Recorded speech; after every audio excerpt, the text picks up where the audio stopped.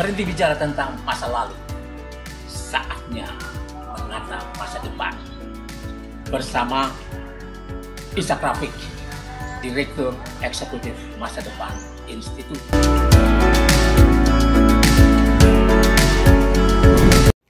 Assalamualaikum warahmatullahi wabarakatuh. Saudara-saudara sekalian, Anda bersama Ishak Rafiq, Direktur Eksekutif Masa Depan Institut.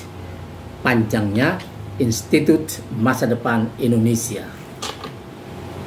Kita lanjutkan pembicaraan kita tentang korupsi, darurat korupsi. Beberapa waktu lalu, dalam liputan sebelumnya, Masa Depan Institut telah mengungkapkan bahwa jabatan publik itu di samping ada gengsinya, prestise, dia juga dapat gaji yang besar dan segala macam fasilitas. Dengan itu negara berharap, pemerintah berharap orang-orang yang mendapat jabatan itu dia menjalankan fungsinya. Kalau dia seorang menteri, maka dia harus membuat keadaan negara, misalnya Menteri BUMN, maka dengan gengsi, fasilitas dan gajinya yang besar itu, dia diharapkan mengelola BUMN sedemikian rupa, mengerahkan semua kemampuannya dan staf-stafnya untuk mendatangkan keuntungan bagi negara tanpa menghilangkan kewajiban sosialnya kepada rakyat Indonesia sebagai stakeholders negara. Tapi kalau di tangannya kemudian ini dilihat sebagai peluang bisnis, jabatan itu dilihat sebagai peluang bisnis, kemudian dia berbisnis di wewenangnya itu, sementara BUMN-nya dalam keadaan ancur-ancuran atau 68% dalam kondisi hampir bangkrut, seperti kata Menteri Keuangan Sri Mulyani Indrawati, maka Menteri BUMN, Menek BUMN-nya itu harus segera diproses. Inilah yang harus dilakukan, karena dia tidak melakukan pekerjaannya dengan secara sungguh-sungguh. Apalagi kalau dia berbisnis di kewenangannya itu, misalnya bisnis PCR dulu bersama Luhut Binsar Panjaitan, sama-sama berbisnis di kewenangannya. Kemudian Telkomsel digangsir sedemikian rupa yang menguntungkan GoTo, di mana abangnya Garibaldi Boy Thohir ada di GoTo, sehingga kerugian negara yang 3,2 triliun itu menjadi keuntungan GoTo. Ini sudah dilaporkan oleh LSM Cerdas Hukum. Itu misalnya saja. Dalam hal-hal lain, DPR juga begitu. DPR sebagai pengawas pemerintah, ya, sebagai pengontrol pemerintah, mewakili rakyat, mewakili kepentingan negara. Kalau ada hal-hal yang akan merugikan negara, maka tugasnya membuat itu kembali ke jalurnya. Kalau dia melihat ini sebagai peluang bisnis, maka akan terjadilah korupsi di situ. Politisi korupsi dengan cara memainkan kewenangannya itu. Dan ini sudah banyak terjadi, sehingga KPK pernah dijadikan musuh baik oleh pemerintah maupun oleh DPR, sehingga berkali-kali mau dibubarkan. Baru di zaman Jokowi orang melihatnya lain lagi, karena setelah kewenangannya dipereteli dan di tempat pertamanya, orang nomor satunya dipasang orang yang dianggap bermasalah dan ditolak masyarakat di situ, kemudian terjadilah degradasi dari kehebatan KPK sebagai super body. yang memang tugasnya memberantas korupsi. Dan ini ketika KPK sudah lemah sedemikian rupa di bawah Firly Bahuri, dan orang malah menginginkan bubarkan saja KPK ini karena sudah menjadi tidak berguna lagi dan ngurusin yang ecek-ecek. Kemudian yang besar-besar diurus oleh kejaksaan, dan kejaksaan mendapat perlawanan, dibentur-benturkan sedemikian rupa yang seharusnya pemerintah satu kata dalam memberantas korupsi. Tapi setelah KPK dijadikan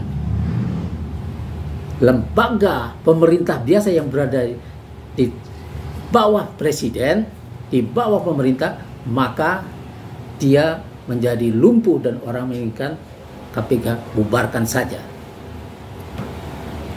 Nah, kita bisa melihat setelah KPK berhasil dilemahkan, maka dan dianggap sebagai pesakitan, sebagai seolah-olah mirip-mirip teroris, ya, maka korupsi makin merajalela. Penyelewengan wewenang semakin hebat, bahkan menimpa BPK, ya, sehingga predikat wajar tanpa pengecualian, wajar tanpa pengecualian itu bisa diperdagangkan. Dan ini adalah penyelewengan yang luar biasa dan sangat berbahaya buat negara dan orang-orang yang terlibat dalam menghancurkan BPK ini, menghancurkan wibawa BPK ini. Setelah lumpuhnya KPK, maka ini menjadi sangat mengerikan. Menurut Azmi, ya, Azmi Sahputra, Sekjen Masyarakat Hukum Pidana dan Kriminologi Indonesia, Mahupiki, kejahatan yang sekarang ini, ya, melekat dengan kedudukan atau jabatan yang bertentangan dengan kewajibannya. Ini fungsi auditor KPK, kata dia, yang melekat dan strategis telah digunakan dengan perilaku bandit, katanya, pada tanggal 15 bulan 5 tahun 2024 baru saja. Dan cara korupsinya, cara penyelewengan ini juga terstruktur, mulai dari tim pemeriksa, kemudian pengendali teknis, penanggung jawab, sampai kepada anggotanya. Artinya ini negara ini benar-benar dicurangi sedemikian rupa oleh orang-orang yang diberi kepercayaan, dan ini tidak bisa dibiarkan kalau ingin negara Indonesia ini menjadi negara jaya yang makmur, yang ikut menentukan perkembangan politik dunia. Sekretaris Dirjen Prasarana dan Sarana Kementerian Pertanian, ya, ini sebuah pengaturan, ya, Hermanto, ya, dia mengaku ada setoran dari kementeriannya demi mendapatkan opini wajar tanpa pengecualian, WTP, ya. Oknum BPK, kata dia, meminta 12 miliar, tapi yang di store baru 5 miliar. Berapapun yang di store, ini penyelewengan yang tidak boleh terjadi. Anggota BPK 3, ya, Ahsanul Kosasi, didakwa berapa waktu lalu, ya, didakwa menerima suap 2,6 juta US dollar, sekitar 40 miliar dengan kurs saat itu, untuk mengkondisikan temuan BPK demi, ya, ada lagi, ya, untuk mengkondisikan temuan BPK dalam proyek penyediaan infrastruktur Base Transceiver Station BTS 4G, Badan Aksesibilitas Telekomunikasi dan Informatika Menkominfo, ada aliran duit 2,1 M. Ya. Ada lagi korupsi tunjangan kinerja. Turkin Kementerian ESDM ke auditor BPK Robertus Krisnawan. Ya, itu katanya 1,1 M itu ke situ. Tapi ini memang perlu dibawa ke pengadilan sampai terlihat jelas siapa aktor-aktornya ini dan siapa yang merugikan negara, boleh dihukum berat supaya negara ini selamat dari kemiskinan yang akut. Karena anggaran-anggaran pembangunan itu yang seharusnya mampir kepada rakyat, meringankan hidup rakyat, meringankan semua beban perkuliahan, sekolah, dan lain sebagainya, kesehatannya itu menjadi naik, juga pupuk, bibit, dan lain sebagainya menjadi lebih ringan kalau tidak dikorupsi uang-uang ini. Ada lagi yang mengerikan, anggota 4 BPK Pius Lustri Lanang, ya, yang diduga ya mendapat suap dari pejabat Bupati Sorong Yan Pit Moso. KPK ya sempat melakukan tangkap tangan, ya OTT, operasi tangkap tangan di Sorong, Papua Barat, ya. Kemudian melakukan ya penyegelan terhadap kantornya Pius Lustri Lanang, anggota BPK ini, ya, yang dianggap terlibat dalam kasus itu. 2 kali Pius Lustri Lanang ini yang datang dari wilayah aktivis sebetulnya, tapi ya kualitasnya seperti itu, dan ini harus dibuktikan di pengadilan. Kalau terlibat dalam urusan suap menyuap ini, dia harus juga dihukum berat tanpa kecuali, karena semua orang setara di hadapan hukum apapun jabatannya.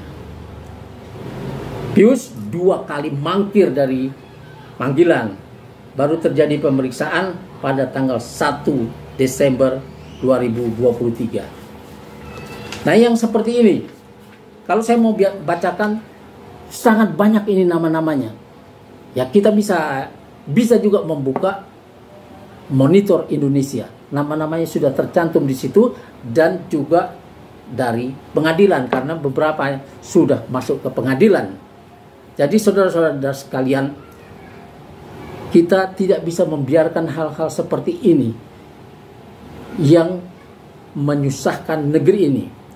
Maka pemerintah sekarang masih punya waktu sampai Oktober untuk memberantas ini. Siapapun dia sudah merusak nama pemerintahan, nama Jokowi Ma'ruf Amin, rusak oleh orang-orang macam begini yang mengorupsi, yang membuat keadaan menjadi tidak enak buat kehidupan bernegara. Saudara-saudara sekalian, kita sampai di sini dulu. Wassalamualaikum warahmatullahi wabarakatuh.